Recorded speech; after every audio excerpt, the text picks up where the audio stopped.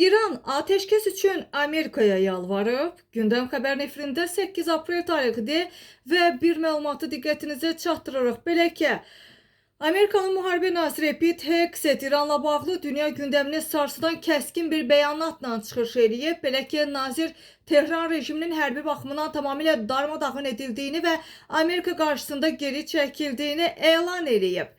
Belə ki, Pentagon rəhbəri bildirib ki, hazırda İran tərəfi həm hərbi, həm də mənəvi baxımından tam məğlubiyyət vəziyyətindədir. İranlılar alçaldılıb və ruhdan düşüblər. İndi onların taleyinə biz nəzarət edirik. Məhz buna görə də danışıqlar masasına əyləşiblər.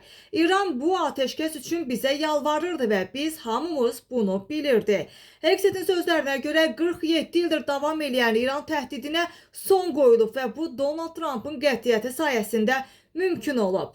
O, Epic Fury, yəni Epic Qəzəb əməliyyatını tarixi bir zəfər adlandıraraq qeyd edib ki, bu hərbi baxımından böyük hərflərlə yazılacaq bir qələbədir. İndi onlar nə raket, nə buraxılış qurğuları, nə də pilotsuz uçuş aparatları istehsal etmək iqtidarındadılar. Trump'un bir neçə dəqiqə ərzində bütün İran iqtisadiyyatını iflic etmək gücü var idi. Lakin o, mərhəmət nümayiş etdirməyi seçdi. Müdafiə naziri həmçinin vurğulayıb ki, əldə olunmuş razılaşma İranın nüvə silahı xəyallarına da son qoyur. İran nüvə imkanlarına malik olmamalıdır. Hazırda bu obyektlər, yəni nüvə obyektləri gizlidir və biz onları müşahidə edirik. Biz onlarda nə olduğunu dəqiq bilirik və onlar da bunu başa düşürlər.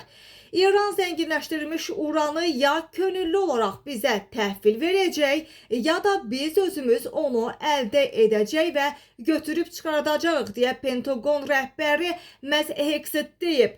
Trump'ın mövqeyi aydındır. İranın nüvə silahı olmayacaq. Nöqtə, hekayə bitdi deyə bildirib. Çıxışın sonunda isə əməliyyatda iştirak edən hərbiçilərə təşəkkür edən Hegseth ordunun hər an hazır vəziyyətdə olduğunu və eyni zamanda İrandan bütün şərtlərə ciddi əməl etməyin tələb olacağını bildirib. Qeyd eləyək ki, Pentagon rəhbəri lideri hər nə qədər İranın məhz bu ateşkəs üçün Amerikadan yalvardığını desə də, elə İran da rəsmi olaraq bu müharibədə qalib gəldiyini elan eləmişdi. Əslində bu müharibənin sonunda kimin qalib gələcəyini demək çətindir. Çünki ateşkəs hələ ki 2 həftə ərzində davam edəcək və 2 həftə sonra məhz Amerika və İran arasında gərginliyin hansı istiqamətdə davam edəcəyi, Hörmüz boğazı ilə bağlı vəziyyətin hansı istiqamətdə gedəcəyi və həqiqətən də bu boğaz sayəsində İran lazımı qədər